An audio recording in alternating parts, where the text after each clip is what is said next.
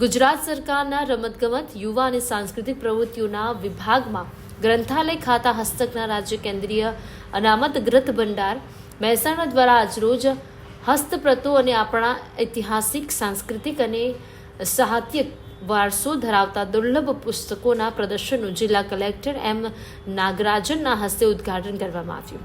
ગુજરાતમાં એકમાત્ર આ સંસ્થા છે જ્યાં પુસ્તકની વૈજ્ઞાનિક ઢબે જાળવણી કરવામાં આવી રહી છે.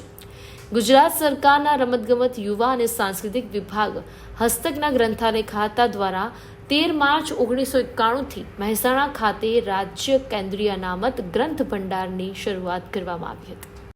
રમતગમત યુવા અને સાંસ્કૃતિક પ્રવૃત્તિઓ વિભાગ દ્વારા મહેસાણા ખાતે દુર્લભ પુસ્તકો માટે એક અનામત ગ્રંથાલય 1991માં કરવામાં આવેલ હતું.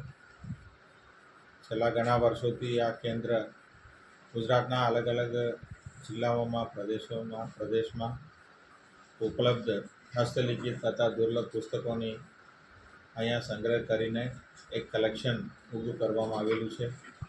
આજે આ કલેક્શન પબ્લિકના લોકો માટે જાણકારી થાય અને સામાન્ય લોકો પણ આવીને એને જોઈ શકે, આપણે સાંસ્કૃતિક વારસાની વિષય યુવાનોને ખબર પડે એના માટે આજે આ એક્ઝિબિશનનું આયોજન પણ કરવામાં આવેલું છે.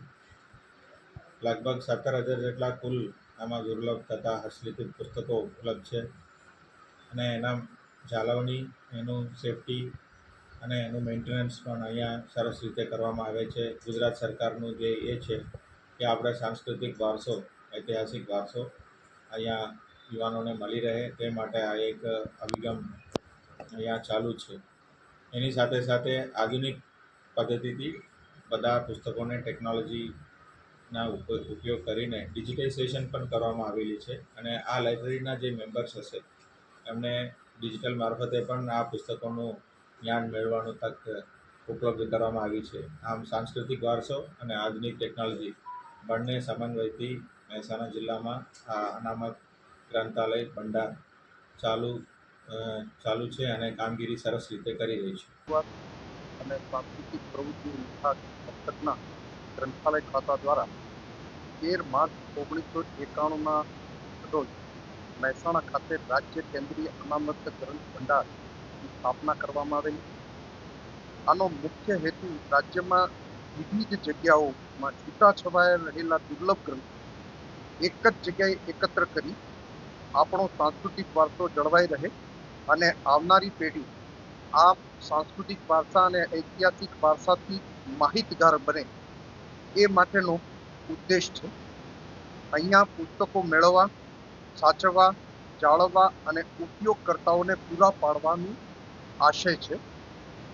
આની કુલ ગ્રંથો અહીંયા 5 હસ્તપ્રતો છે, 12,877 દુર્લભ ગ્રંથો છે અને જૂજ વંચાતા પુસ્તકો 4,444 છે. આમ કુલ આ અનામત ગ્રંથ ભંડારમાં 17,326 પુસ્તકોનો સંગ્રહ છે.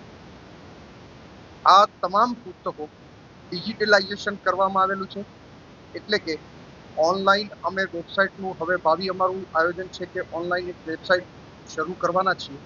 એમાં અમારા અહીંયા નોંધાયેલા સભ્યો તદુપરાંત અમારી જુદી જુદી સરકારી લાઇબ્રેરીઓમાં નોંધાયેલા સભ્યોને પણ આ વેબસાઇટ ઉપરથી અહીંયા જે રિસર્ચ માટેના વિદ્યાર્થીઓ છે, જેને પણ રિસર્ચ કરવું છે, પીએચડી કરવું છે કે ઉચ્ચ અભ્યાસ કરવો છે, તો આ અનામત ગ્રંથ ભંડારમાં